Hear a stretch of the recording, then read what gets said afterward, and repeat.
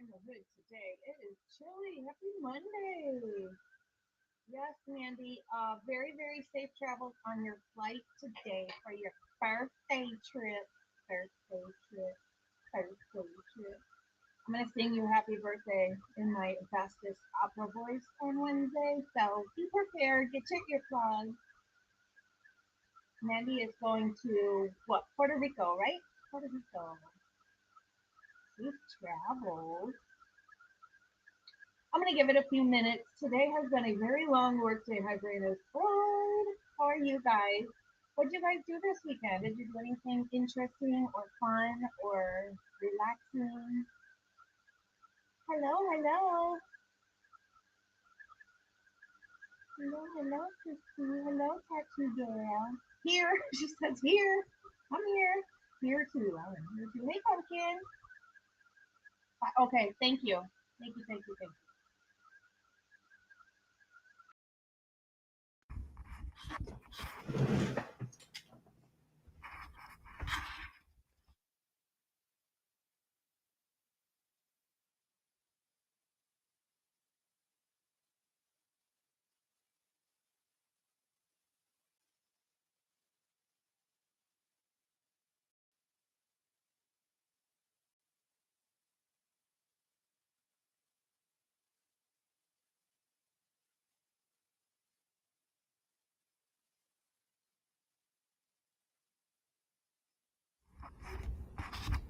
Is this better?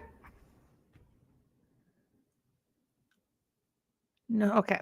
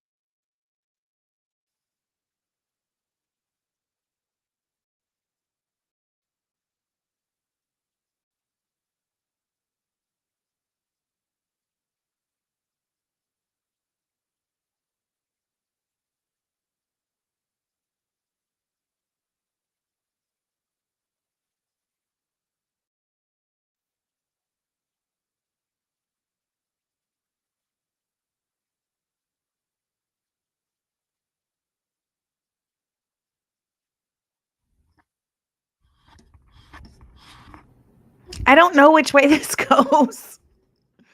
What about this one? What about this one? Nothing? Hello? No, no, no, no, no, no.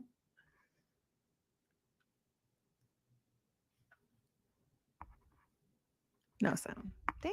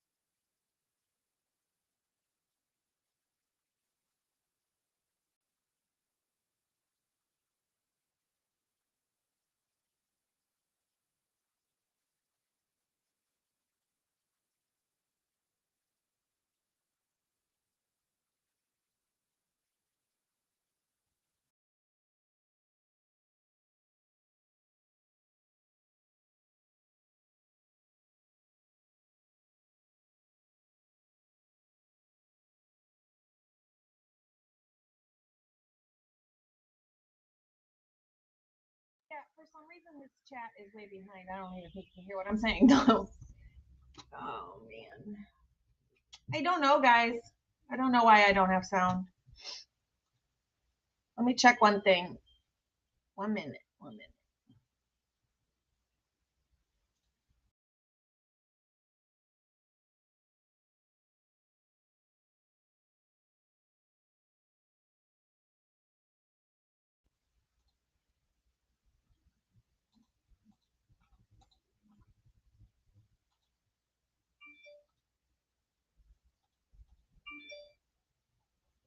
I'm okay. I'm okay. I'm okay. It's probably going to go back out then. I'm not going to touch anything, but now it's loud. I can't stand this. Oh, yeah, the chat is delayed. Okay, good. Okay. Sorry, guys. This is ridiculous. Redonkulous. Hey, Showboaty. Hey, Top. Am I too loud? I just don't want to touch anything now. Okay, cool. Okay, cool. Let me know if it goes out again. But yeah, this chat for some reason is a little bit slower. Hello, hello, hello. Hey, Liv. So, what up, peeps? What's up, Denise? Yay. Okay, now I feel like I'm yelling at you guys. So today has been a super long work day. Oh, everything's alleged and oh shit, I hit the mic. Everything's alleged in our opinion only. Hi, hi, hi, hi. Hi, hi, hi. We're wishing Mandy a safe travels because she's on her way to Puerto Rico for her birthday this week. So I don't have a whole lot of like big things, and I don't want to do like those interviews right now because everybody's doing them. So I wanted to talk about a few. I won't, Andalion. I won't touch anything. I wanted to talk about. Hey, Moto. I want to talk about a few things that some people. Too loud. Okay. That some people kind of aren't touching on. They're like more trivial, but they still go with the case, and it still makes you go, what the heck? So, first of all, did you guys know that Scott Green wrote a book? I knew this, I just never looked into it. He wrote a book like a year after the unalivings. And in the book, he stated that the governor of Idaho gave the university $1 million to help, with whatever they needed help with for this case. Why wouldn't you give it to ISP or even Moscow? Why would you give the money to the university? That doesn't make any sense to me. They're not the ones who are working the scene and putting in overtime and hiring other people. Like, what the heck? Why would they give it to the university, number one? Number two, apparently now, Chris McDonough and his wife Karen at the interview room, now he's a retired detective. They've been putting in FOIA after FOIA after FOIA.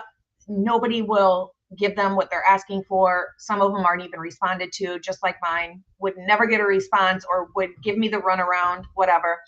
So they've also reached out to specific people at the or one specific person at the university in a specific department that gives that information, and they absolutely will not give them the information as to where those funds went to, what they were used for. Isn't that wild? I think that's wild. So Scott Green literally had it in his book too that the governor gave it straight to the university. Well, FBI, I believe, or somebody else is saying, no, it went to ISP. And ISP is like, we didn't get any money. Isn't that crazy that Chris and Karen are starting to ask questions? I'm like, y'all are about 3 years too late here because everybody else has been on it. You guys are a little late. Whoops. Whoops, whoops. That's not what I meant to do. My goodness. Oh my God. Oh my God. Sorry, guys. Sydney says their legislator did right. Only like 5 members voted no because it would become expected when a tragedy happens at our campus. You'll expect $1 million from the state if anyone passes tragically. Correct. Yep. You're absolutely right. Good point too. I mean, I feel like why would it go to the university? I don't understand. I feel like the university has put on one of the biggest grifts I've ever seen with this case. One of the biggest. So the information that the McDonoughs could get as to where ISP says the money went to, which how would they know? I mean, I guess they could know, but they weren't part of it. So they're saying it went to overtime pay, increased police presence, equipment, lodging, fuel, things like that. That's not $1 million worth, I don't think. That's crazy.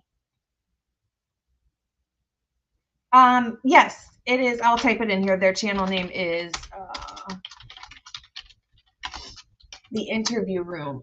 And they have been asking some really good questions. They've actually, some of the things that they've come up with to dig into have been actually really good. Like I'm saddened in a sense that they're way, way, way late, but maybe somebody with a detective background could get some more information for us if he finally opens his eyes that this is corrupt as heck. And if you remember, he was the one who found the glove, the bloody glove outside down by the garbage cans down at the end of the driveway, meaning somebody walked out the front door and dropped that glove. He's the one who found it. So they were letting him in. I don't think he was inside the crime scene tape because that glove was found basically right at, just barely in the crime scene tape. But they're letting Chris McDonough, who's at this point is just a regular citizen, even though he does have 20 years or 25 years experience as a homicide detective. But the fact they let him around the scene at all, period, to even find that glove makes me hope that he can reach out and get some information, or at least know what avenues to go through to get a lot of this information. You would think Carol, right? Carol says maybe it should have gone to MPD so they could get some of the training on how to question people. Just saying. Totally agree. I get so angry when I listen to these interviews, and that's part of the reason I didn't want to do interviews today, even though there's a million of them out there right now, is because they're not asking you're not asking any questions. Like, ask those questions about shoes and clothes, and those little tiny details is either how you'll get more information for your stupid investigation you didn't follow, or you're going to get somebody caught up in lies. I mean, I think, hey, Miss Patsy girl. See, okay, so I didn't realize this was still like being questioned. I thought this is just what I thought. Truth and Transparency asked Chris McDonough maybe a month or two ago to prove that he was the one that found it. Or are you saying there's two different gloves? If there's two different gloves, are they were two separate gloves found in the front? I thought for some reason a while ago it was narrowed down to no, it was just one, and Payne lied about it.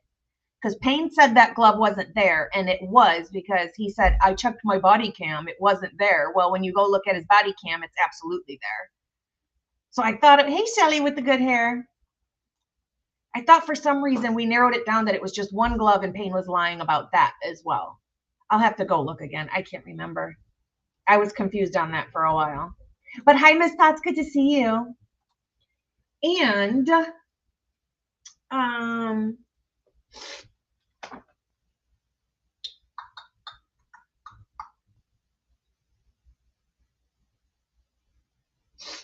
and supposedly they were going to use whatever funds they didn't use for this investigation as a cushion, because they weren't sure if students were going to return back to school or not, which is wild.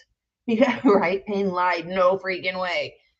Which is wild to me that didn't everyone that had family members going to the school, didn't their family members go back to the school? Which I don't even know. Two different gloves found. Okay, I wasn't sure if we ended up getting to the bottom of that, or maybe I just went on a different, stopped paying attention. But okay, yeah, I heard about the two different gloves 4 days part, one the 20th, one the 24th, one found by Payne, one found by what's this? Chris McDonough. Okay, I'm gonna have to go through and look at those because I'm curious about that now. Now I have different questions. For some reason, I thought it was. We ended up finding out it was just one glove, but I don't even know where I got that information from. Who freaking knows? So, okay. So, did you guys know back in 2019, the University of Idaho was in a huge financial crisis? And I'm sure COVID didn't help it, but up until these unalivings, they were in a huge financial deficit. So that, I don't know why that makes me go toward, my brain automatically go towards the NIJ stuff that, you know, Birdie talks about all the time with this study, and, you know, how much money that would bring to the campus, to the, obviously the freaking governor's handing out millions to the university of all people.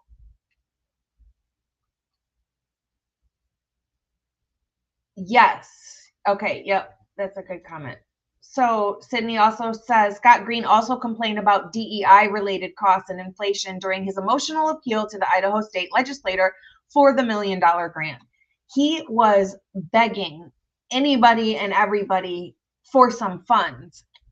I hate that my brain does this, but I'm like that makes me go super conspiracy. Like, was this assigned, planned? Yeah, because that would bring in so much money, right? You have book deals and interviews and every reporter. And I mean, I don't know. The fact that there was a deficit, and then just a year and a half or 2 years ago or whatever it was, where they're now trying to purchase a whole nother university. That's a big flip. That's a big flip after these unalivings, right?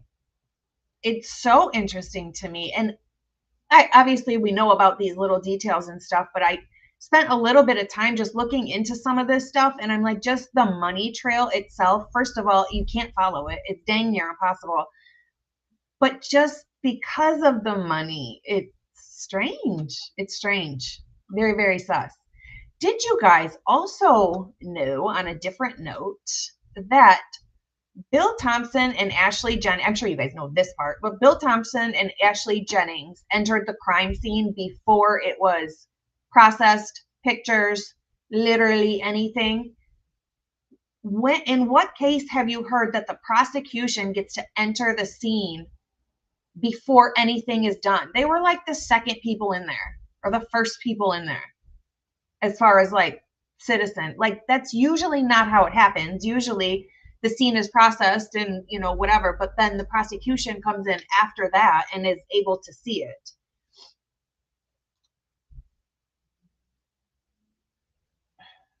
Did it disconnect me? I swear this is not my day.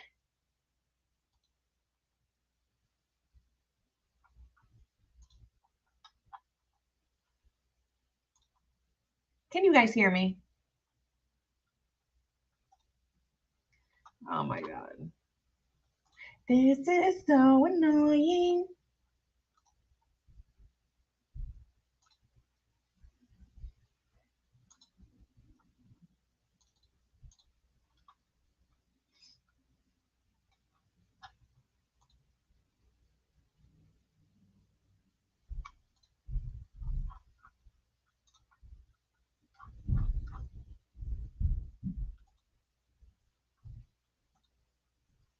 Can you guys hear me?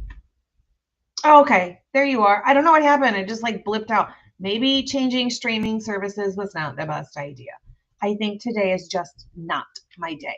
So I didn't have a lot of time today, but I was looking into some things that for some reason I found interesting. Let me just share. I made a little doohickey guy here. Let me see. There we go. Oh, you can't really see it. Maybe I can make it bigger. It's stupid. I just like to do things like this because yeah, it's fun. So, okay. So these are, what I did here was made a screenshot, or a screenshot, Jesus. Spreadsheet. Let me move this chat. Hold on. A spreadsheet of Now, I'm not done with it. This is just the people off the top of my head. I did this in like 7 seconds. This is the list of people that either were recognized for something they did during the case, but also the people who switched positions, got promoted, had some sort of award or recognition for something after the case. There are 13 people on this list, and it took me 2 seconds to do this, which is crazy. That's a lot of people in one tiny town for one case. We've got Anthony Dollinger. He became police chief after Fry. Fry left, but then started working over in Washington, Pullman. Brett Payne, he was the lead detective. He was then promoted and now obviously works for the university or has whatever position they made up for him. How convenient. Gilbertson was publicly recognized and featured in national interviews as the lead ISP investigator. Jeff Nye, who's from the Idaho Attorney General's office, assisted in key DNA evidence litigation, and he gained statewide recognition. Bill Thompson, we already know his BS and then retired. Did he retire? I think he retired. Ugh. Oh, I have this on here twice. Othram was recognized for DNA, SMP, forensic genealogy work leading to a suspect. BS. Brett Grover, FBI, Salt Lake City, publicly recognized as a partner. And then all of the victims received their diplomas, degrees and honors and whatever. And then Maisie I wrote some janky award for whatever. And then Bethany got some janky award at Reno for probably the most Borgs drank in an hour. But yeah, did you guys know that Othram was not accredited until July 2024? I just found, like, I knew they weren't at the time, which in my brain was a huge contention, but I didn't realize it took them till 2024 to get accredited. So the FBI is using a lab that's not even like recognized for being accredited. What the heck? This huge case, and you're using a lab that's like, what's up? We're new. Hey, give us this big case. We'll figure it out. Then they pull it. Like, what? You would think they would use like the best of the best. I'm curious how they came about. Like, way a long time ago. Like, I'm now want to go back and look at them because that seems oddly strange to me. It's like there's some sort of knew each other from somewhere, some direction in there that's weird. Some connection. It's just ridiculous. Like, that's kind of what this episode is. It's like little things like that just don't make sense. And, you know, it doesn't have to do with like an interview or a video or a sound or a whatever, but it's little things like that just make it look, everything just so sus. Everything is sus here. And now that we know that they had, you know, they kept the whole Brian Koberger's name, right? Payne lied on the stand and said they did not have Brian Koberger's name until the 19th of December after they got it from the IGG stuff, which we know now from reports in these new documents released that Brian Koberger's name came up on a report on December 5th, which would have been impossible. Absolutely impossible. Now, I'm going to cough. Hold on. People are like, okay, so if they had Brian Koberger's name on the 5th, which is insanely, doesn't even make sense or add up, why is it so far-fetched to think that they had Brian Koberger's name before the crime even happened, which was why he was getting pulled over so much? I don't understand why people think that's such a far-fetched thought. Do you guys think that's far-fetched? I feel like something was going on previous. And the reason I think something was going on previous as well is because of that one guy in the report that was stated to be the neighbors reported they saw Brian Koberger and a random tatted up Harley driving guy sitting on his front steps. When the neighbors walked by, they went silent. When the neighbors were out of earshot, they start talking again. Brian and this guy gets on his motorcycle, drives away, never seen before, never seen again. But he's got 16 contacts in his phone, and he only texts his mom, dad, and sister, basically. And apparently texts somebody, you have nice birthing hips. I swear if somebody texts me that, I would laugh so hard. Oh, man. I think they had, and this goes along with the whole, like, assignment planned, something else is going on with this case way before this case started happening. I saw a couple comments in here. What you cooking, Fizzy? Sydney says in recent discussions, legislators also brought up U of I's planned $685 million purchase of the University of Phoenix. U of I planned to pay for the acquisition using its own cash and bonding authorities. But just before this crime, they were begging and pleading for money from anywhere. They were literally going under. Wild. Wild. Yep, and I did hear that. Yep, Othram got 6 figures for their work, not even accredited. It just blows my mind. You have this much of an important case. This case is huge. It's nationally known. This is ridiculous. And you're using a lab that's not even accredited. And then I was listening to her. I'm not like big on DNA. Like I want to learn it, but it makes my brain foggy and then I can't like keep doing it. So but I was listening to some stuff that the lady at Othram was talking about, and she said something that I have to look into more. She said something about we built a profile. Number one, you can't just build a profile in 48 hours. Number two, she said something about when it was partly built or something, all the matches they had, and then they had to get it down to just matching one person. I don't understand DNA, so this might be the stupidest comment ever, but wouldn't that just be you manipulating the DNA then, or what? Like, I don't get it. I don't understand.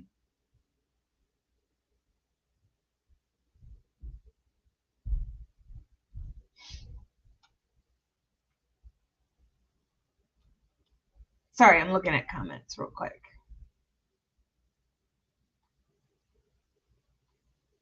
$1,000 or more donations on Dylan's GoFundMe. Jesus, that's it's almost like, is that her payment? Is that how she got paid for her role in this? The GoFundMe? I mean, part of me thinks it's not just, sorry. Part of me thinks it's not just nice citizens, right? Like, honey, I think you just got your payment via GoFundMe, darlings. I think that's what happened, Sydney. Sydney says maybe they thought they were going to be able to redact the 12-5 lab docs with initials, but then they realized we know exactly who Kopaka is. Wasn't there some sort of different spelling or something on the 12? There was something with the 12-5 doc that didn't redact it correctly, right? I could be wrong. I feel like there was something wrong with the redaction, and so it just didn't redact his name. Otherwise, we wouldn't know, which is crazy. It's crazy for me to think, what else are they hiding then? Because there's not even a reason to redact people's faces. Oh, I have that's what I think. Whoop, whoop, whoop, whoa, whoa, whoa, whoa, whoa, whoa. That's what I think. That's exactly what I think. Because you cannot tell me that man went in there and came out and got in his car and they're trying to say, oh, he cleaned it. First of all, no, he didn't. Second of all, not one speck of DNA, even in like DA's theory that I posted earlier, or Pav's theory that Brian Koberger was part of it and was maybe the driver. I'm like, how? Because then they'd have to have somebody else get in their car with the DNA all over them. There's no way. You cannot clean that much DNA off of in a vehicle. There's too many crevices and threads and, you know, places to have it go, or you're not going to be able to just clean it off. For there to be absolutely no DNA in his car, no freaking way. I also think that they had to somehow build this profile and manipulate it, or just make it Brian Koberger's. They have his DNA. How many times did he get pulled over? They have his DNA. I don't know why they're acting like they don't or couldn't have it in any way. He got pulled over for, I think, dumb things, but why was he being pulled over so much?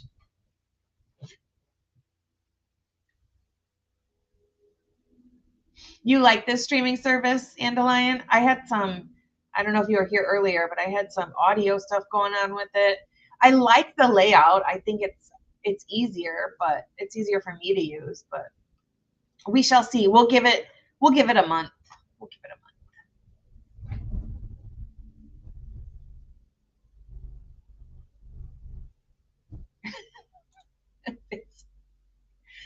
Fizzy says there is a reason to redact the faces. The killers are still out there. Also, cooking eggs and white corn tortillas. Ooh, warm tortillas sound so good right now. No, you're right though, because the real people are out there. The thing is the real unalivers out there know who these people are too. Unless it was just a complete law enforcement or whatever, a study, or, you know, that those types of angles, one of those, and they had hired their own people to do it, then I guess that would be different. But you're right. Moto says Brett Kopacka, Brian Koberger, both from Pennsylvania, both the same initials. The only difference is one is unalived. And I don't know if anybody else feels this way, but I feel like Kopacka's apartment was completely set up. It was set up to look that way. They left, it was completely empty, right? It had what? A chair and his medical veteran paperwork strewn all over the floor in front of the chair. Like he was just sitting there in this fold out chair, like reading his military documents and then snapped. No, they wanted it to look like he was a veteran with mental health issues that snapped. That's what they wanted it to look like. And there's no reason for Judge to be saying the name Kopacka in a courtroom in Idaho when it happened in Washington. Right? Like there's no reason for Judge to know Kopacka's name, or even have that name in the front of his head while he's looking at Brian Koberger for Brian Koberger's case. No reason. Hi, Christina. No, Liv, you're right. You cannot, there's no way to thoroughly clean a car of DNA evidence. Even if you tried, I don't care if you had a waterproof car and you took a dang hose to it with, you know what I'm saying? The best of the best. No way. No way. If they, hi, Wellington.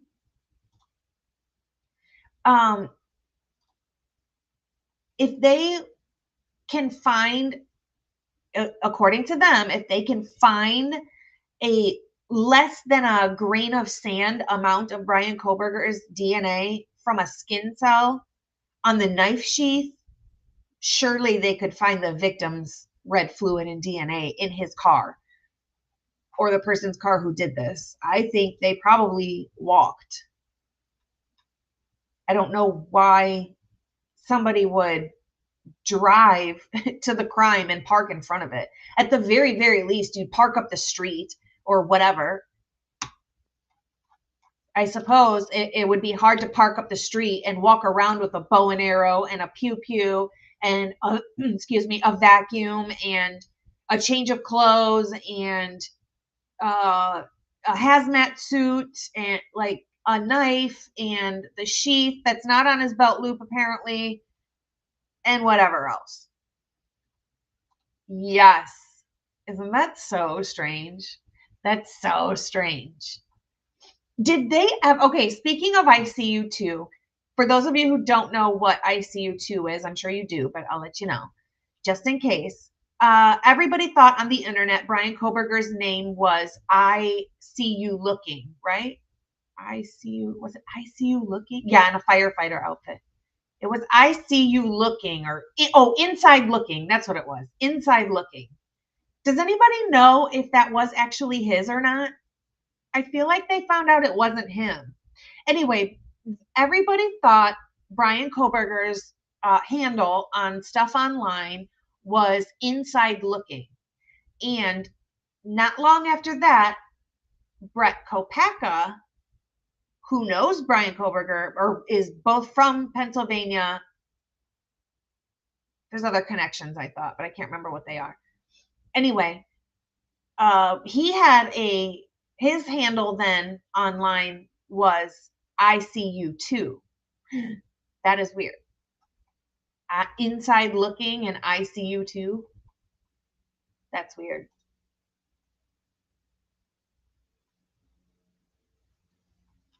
I don't know if it was student housing, was it? I mean, he's not a student, is he? So I don't think he would be in student housing. And I heard two things. I heard it was like his apartment and just him alone.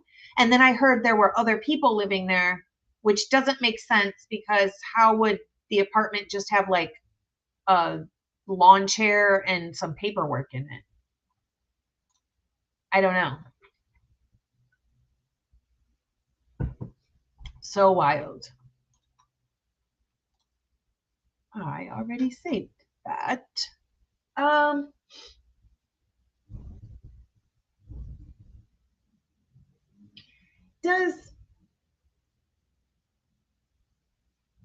That's what she said. What's her name? The author lady. She said something along the lines of, I wrote it down. We developed a profile, which to me is more like you manipulated one and made it whatever it was. But I know nothing about DNA, so it could not. And then she said, we looked at all the matches. And I don't know, because I don't get DNA, to me that statement was very strange. What do you mean you looked at all the matches? Thank you, Moto. Moto. Hello, Moto. Why isn't it showing? There we go. Moto says Lana found out Ethan lived right next to Molly's blonde friend. There might be an alternative narrative or connection. I did hear that, and I forgot all about that. She said that like what, today or yesterday maybe. There's too many connections to just be coincidences, to just be a small town and nothing happens in Moscow. Stop it. Ethan lived right next to Molly's blonde. What's her name? Braun? That's crazy. Thank you so much, Moto. I appreciate it. Go away from me. Why do I have a fly?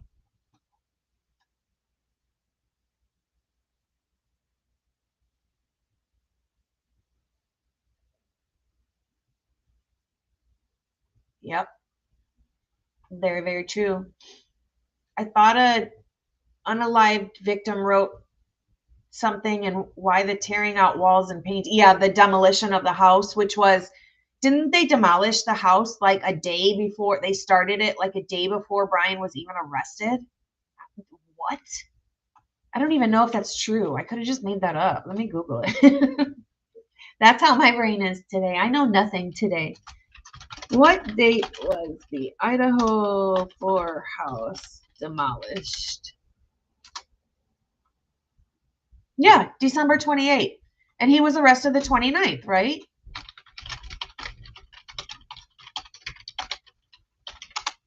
They demolished the 30th. They demolished the house before. I knew that. Before they even had a freaking arrest. If that doesn't tell you anything, that's crazy. Hey, Top. Thank you, Top. Get Bronxy his favorite bone. I sure will. Right after our stream tonight, I have to go get all of his food that I have to prepare because I meal prepped for my dog. Because why not? Because I don't know why I'm like this. It was the 23rd. Oh, okay. They might maybe. I don't know. Google says the 28th when I look it up. They might have like started it or something. Who knows? Oh, it was the 28th. Okay. Yes, thank you so much. That's so kind. I really appreciate you. Bronxy will be happy. Oh, 2023. Oh, okay, that's why it was. I looked it up earlier and I was like, wait, what?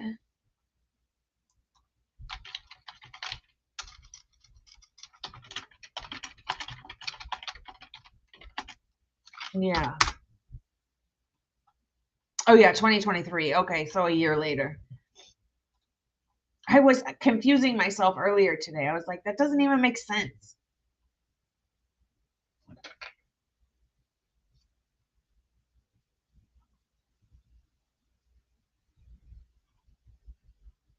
Jeff says, hi, Jeff. Jeff says, I was just watching an interview with Darren Duncan, Brent Kopaka's friend.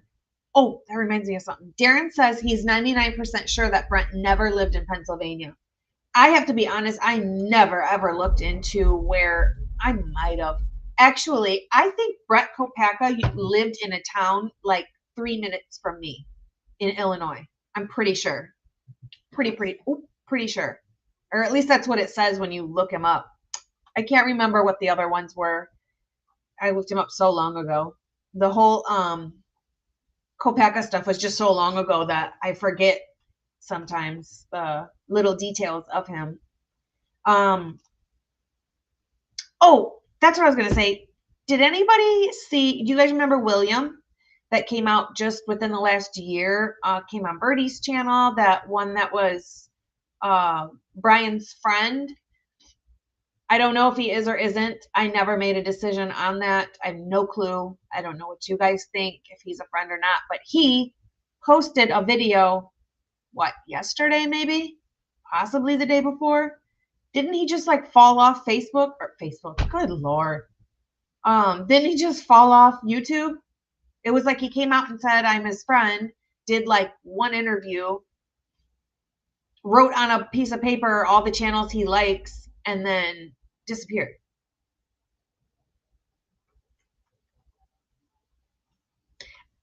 Okay.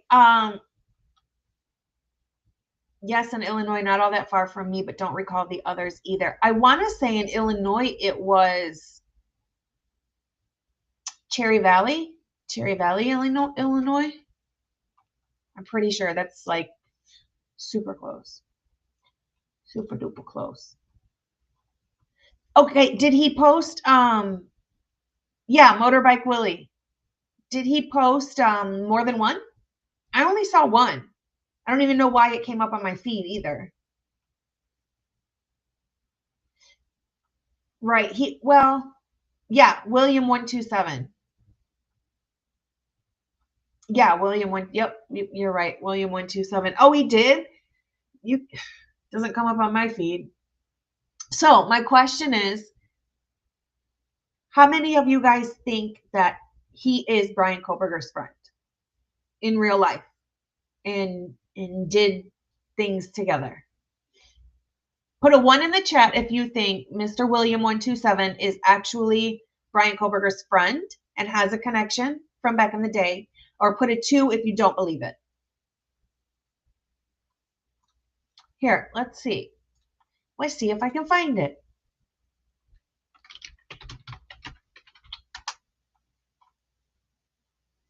Whoops.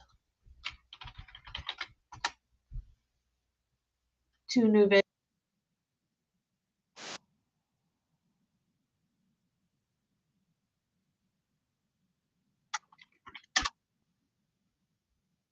Let's see. Oh, 11 days ago? Does anybody know what he's doing in the videos? Like, does he talk about the case or Brian at all? Or is it just woodworking? 1 and 2? One and two. One and two. You think he was an associate but not a personal friend that's giving him the benefit of the doubt? I wasn't sure. I have to say that initially I was like, no, nope, because we weren't getting details that were details other than stuff that most people already knew. And sorry, William, I'm not discrediting you if you watch this or see this, but I just, in the beginning, I was like, no. But then I was like, I don't know. I have no idea. He is talking about Brian. Anything interesting in there? Because I can play it if we want us to.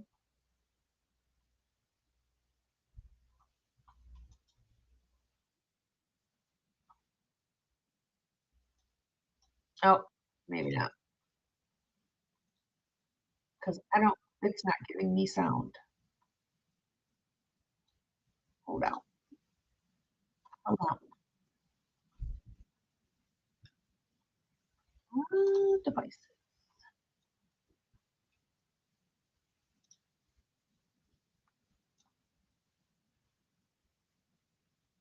I don't think I should be messing with the sound.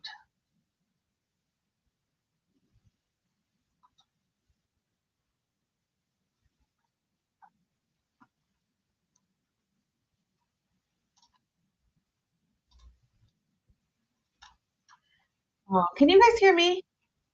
I messed with the sound.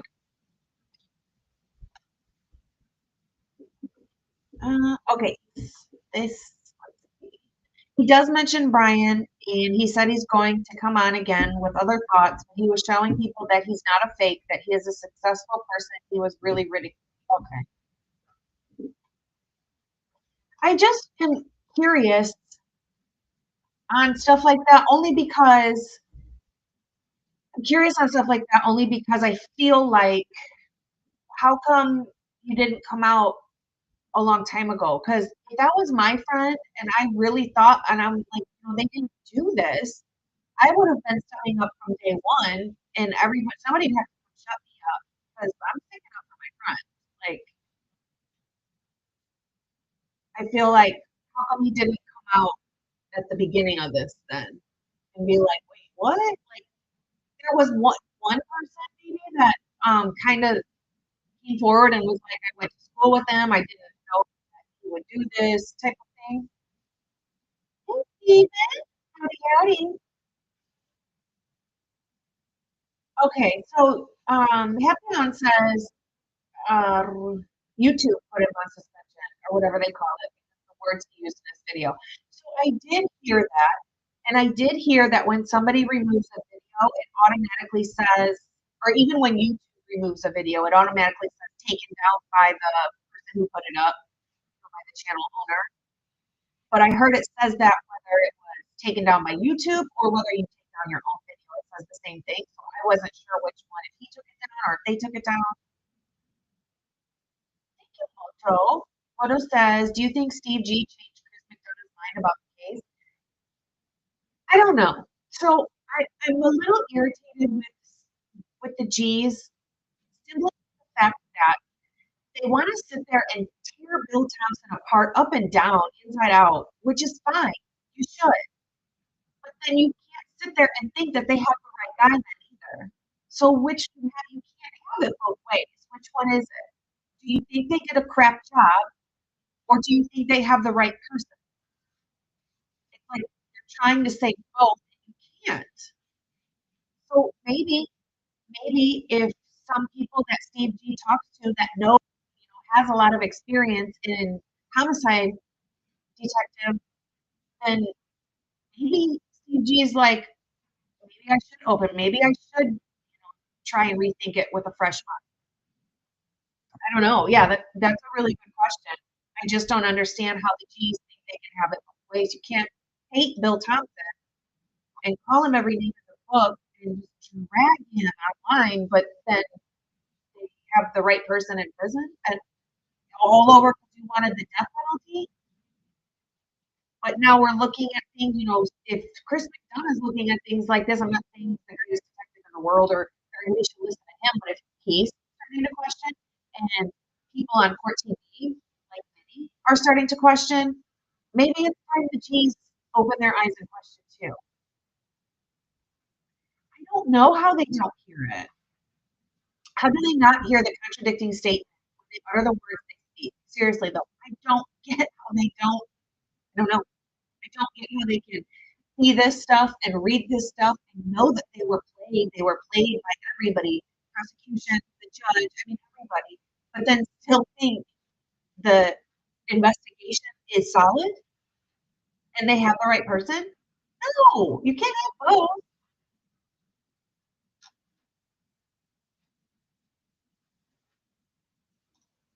And Carol says, I can't figure CG out. Is it just me? You know, in the very beginning, when he was like, I paid that bill. Somebody needs to step up and be an alpha. Don't make me do it. I was kind of at the very beginning was like, okay, we're going to get a lot out of him. Thinking it was going to be a lot of fact and truth. Then when he contradicted himself and he would say things that were not true and then would say other things that sounded true and people thought it was true because he's the father of a victim. But then it would come out later that none of it was true. A lot of it was just not. Then no, I was like, no, not. No, I don't know. I don't know about y'all. Thank you, thank you, thank you. So I think the prosecution is forcing the victim's hand in what to believe. I think they tried, and I think they succeeded at first. I think they fed them this fake ass crap and they believed it at first because they didn't know any better because they're not reading the documents. So they're not obviously deal, but not they're not listening to other people. You know, when YouTubers are on here showing you that that can't be that car. Look at this time. Look at this light. Look at these sounds on this video. How come we don't have the video from 330 to 406? Stuff like that. They should have noticed that stuff too. If they noticed enough to talk crap about it online in interviews, then you noticed it enough to pay attention to it too. Yeah, you can think somebody's crazy, but I still try and listen with an open mind even when I think somebody's crazy. Thank you, Hotel. Yeah, I do get that, Carol. Carol says he's all over the place, seems very judgmental, yet he does not live in a glass house. And I think that's a big problem for a lot of people, especially when Samantha started talking on her side. That, yeah, you can't throw somebody. You can't. Uh, I'm probably am pushy. Yeah, it's been struggling all the whole stream from the very beginning. Sorry, I'm not sure what it is. Savvy. Yeah, it's glitchy.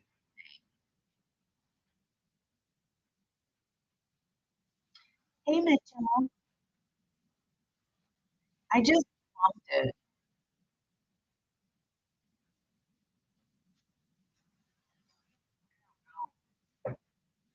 Where's this place? Oh, it's not that.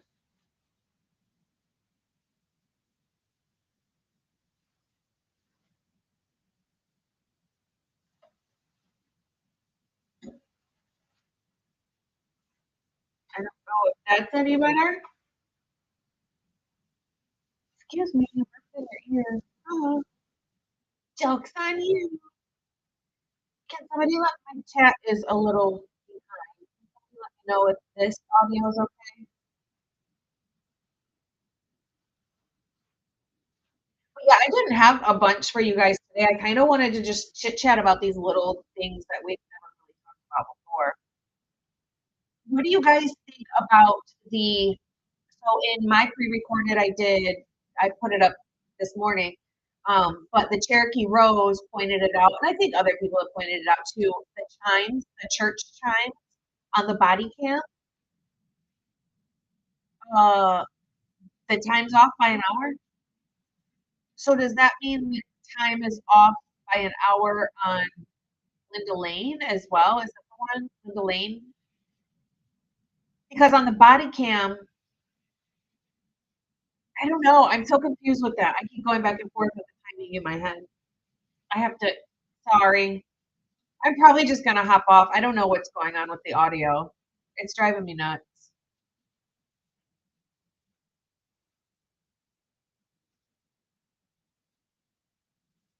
Oh,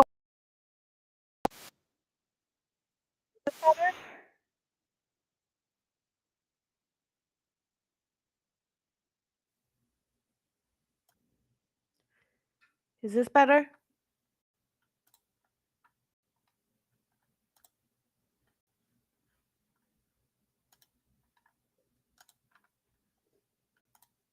Sounds fine to you?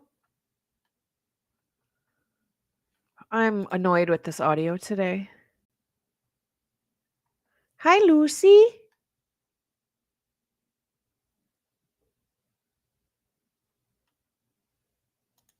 That's funny.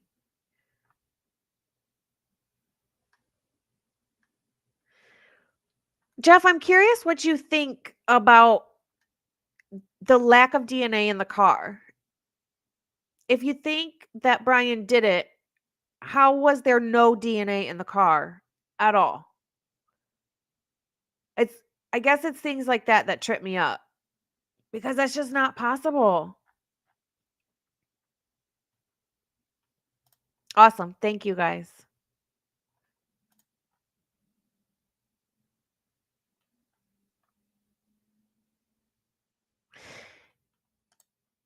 And also, Jeff, another question, and I'm not like being rude calling you out. I'm just curious as far as your point of view, because obviously we have different points of view. So I'm curious what makes you think that he did it. I mean, technically at this point, we shouldn't have been, they shouldn't have even been able to use the DNA in court.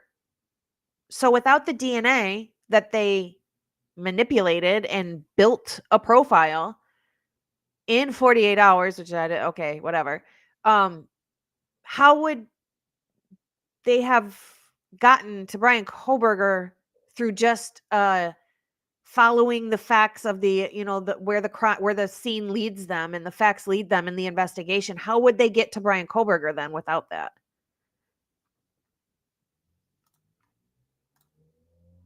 And how do you think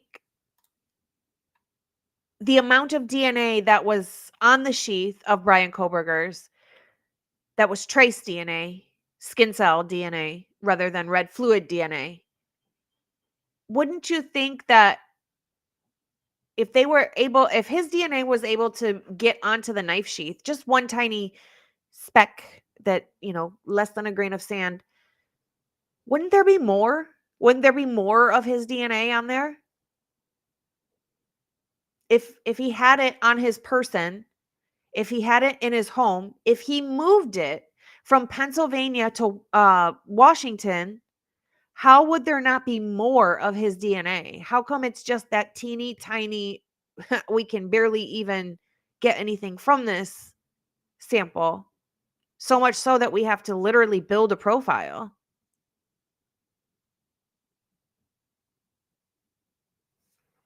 I guess those are my questions. So I'm going to assume you think that the white car is the Elantra as well.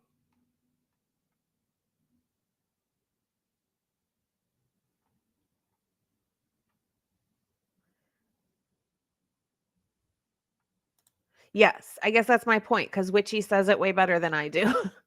Not only is Brian Koberger's blood nowhere to be found at the scene, none of the victim's blood or DNA is found on BK, his belongings, his clothes, his shoes, his car, inside his car, in his apartment, and literally nowhere. In his drain.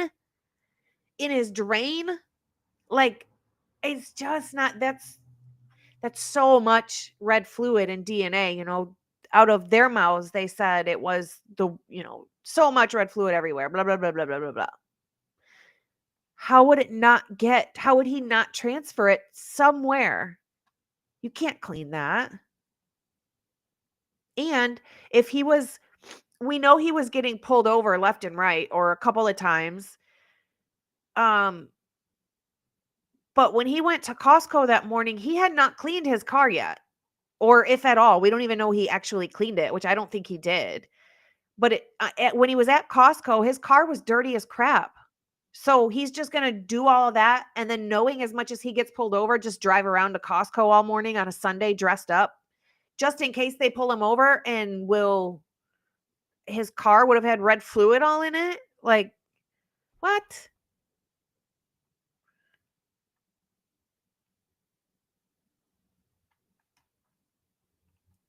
Yes, Jeff, you can always ask us the same questions, but in reverse. I can answer them.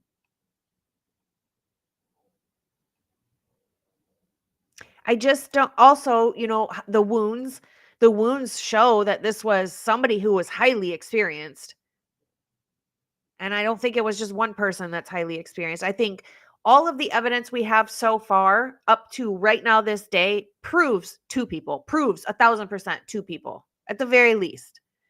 I think there was more. I think there was at least 3, but proves, hey, how come those people running from 1122 at the time of the crime that we see in the back of Banfield's body-worn camera, how come they've never come forward?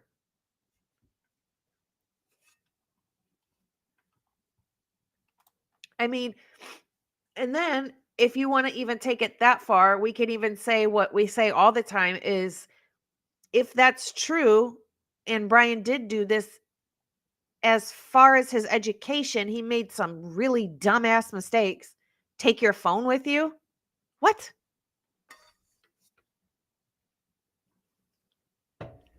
Just drive your own car right up to the door?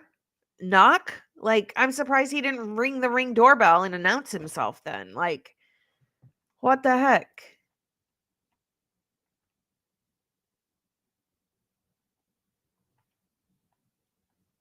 I don't either.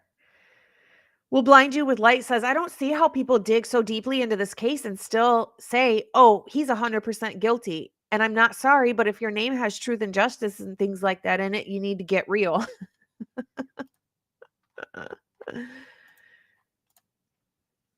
I mean, if you can't sit down and read through documents, first of all, I really don't have any room to speak on that because I get so ADD scatterbrain that I'll read half of it and walk away, and then I get it. But you can also take them and put them into like Chat GPT even and have it give you a summary or whatever. I mean, you can do it all sorts of way for you to understand it. I'm with you though. I don't understand how there's so many people who read into this stuff and say they're digging into this, but come to the conclusion that he's guilty. I don't know. I don't see it.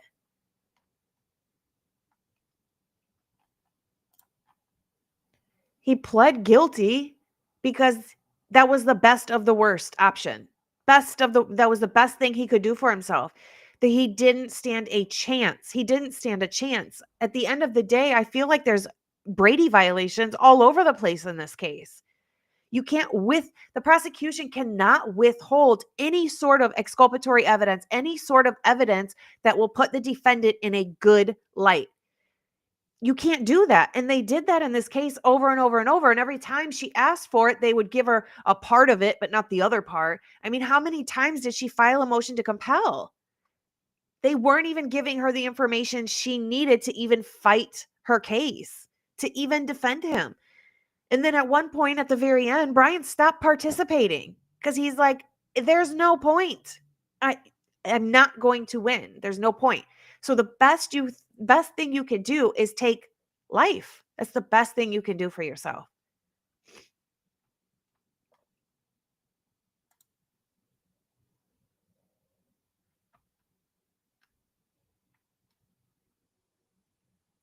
How would that be? And I'm not like trying to come off as rude at all. I'm not trying to argue with you. I like this banter. This is good. Jeff H says, did Brian make dumbass mistakes or was Brian super confident? I could see where you could say that he was overly confident if it was him, but still, even if he was overly confident to take his phone and drive his own car, the evidence doesn't put him there. And then the prosecution literally says, we can't put him there. There would have to be DNA in his car, something. He didn't, there's no way he laminated his whole car before he went in there and then unlaminated it afterwards. There had to be some sort of DNA in the perpetrator's car if they drove there. And part of me thinks that the people who did this did not drive there.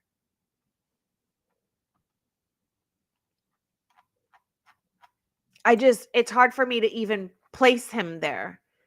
Let alone decipher, did he make bad mistakes or was he overly confident?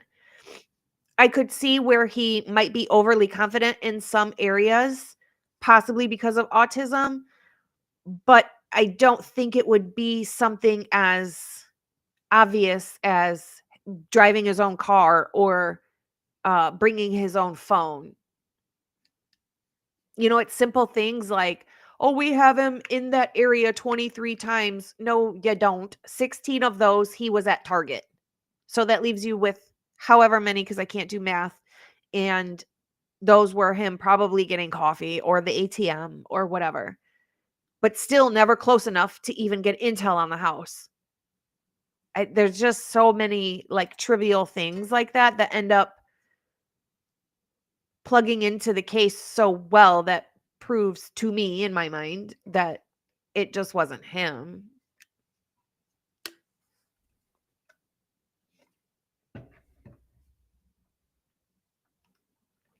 Yeah, I mean, in my opinion, there's no proof in any court document that Bryan Kohberger did this. The two pieces of evidence that a lot of guilters like to use, which is his DNA was at the scene and his car. Well, even their own expert couldn't nail down the year of the car. And the year that he did nail down isn't the year of Bryan Kohberger's car.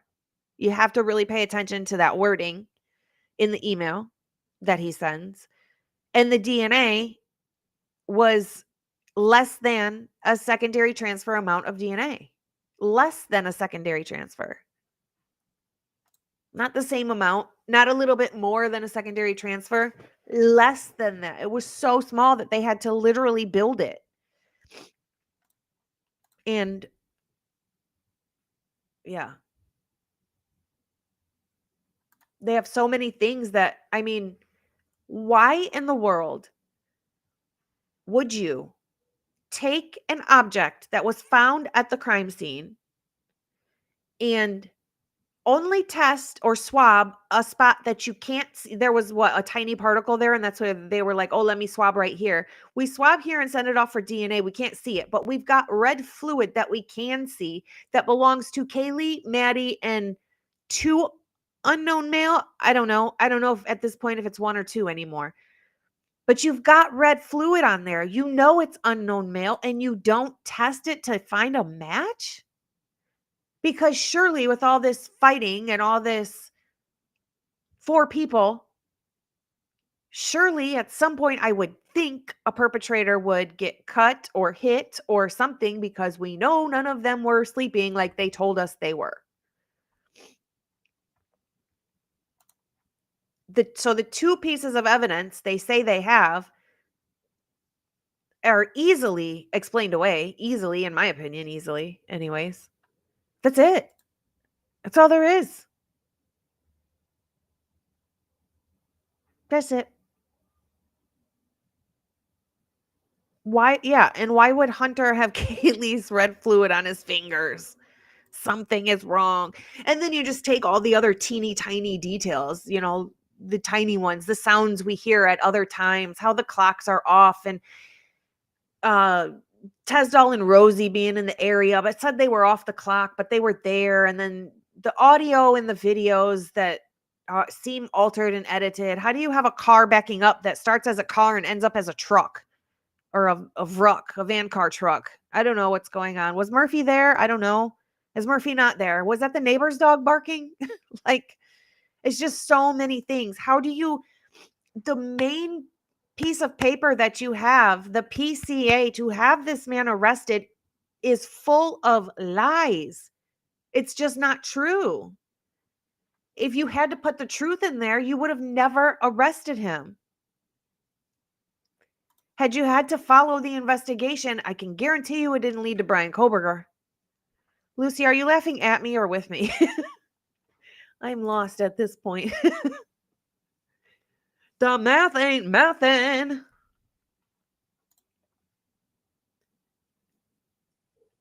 Yeah, little things like how do you have dry DNA samples in a fridge. Dry DNA samples. The fridge goes out for 3 hours and you rule them destroyed. That these 3 DNA samples are destroyed. We have cases from 40 years ago where they freaking undig the person buried and find out DNA on their clothes or whatever from 40 years ago and solve the case. But the fridge goes out on dry samples for 3 hours and you can't use it? Stop. I'm not going to lie, Moto. Thank you so much, by the way. I'm not going to lie. My brain at one point went there. Like, was this a fight between them that got out of hand and then other people had to come in? I'm my brain went there at one point. I'm not kidding.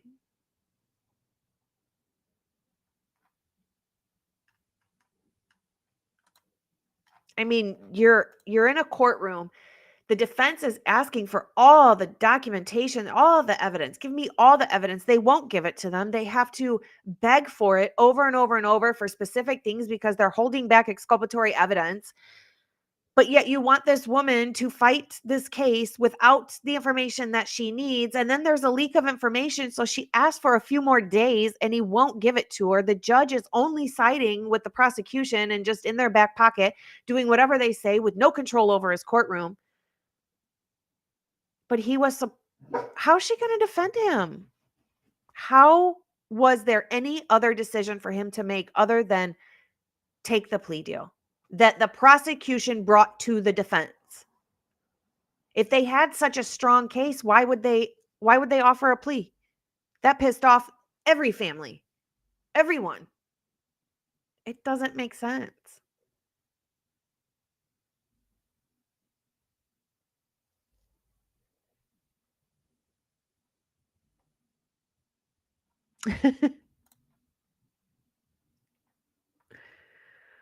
Was it, Corey? The fridge going out was the first tangent I went on.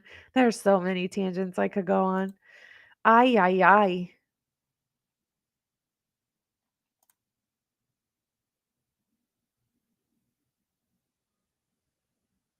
Hey, I have a question. I'm going to read this comment first. Kat says, what about 3 persons undercovers walking up to and near 1122 at crucial time? Where are they in the investigation? Yeah. There's so many things like that are just ridiculous. I had a question. Oh, my question was, does anybody know how they got that furnace room door open? I had an email about it, I think last night. And it could only be opened with either a key or a code. Did the landlord give the code? Or obviously they didn't kick the door in. How did they get in? I'm just curious because I don't know how they got that door open. I thought for some reason they gave them the code, but I can't remember.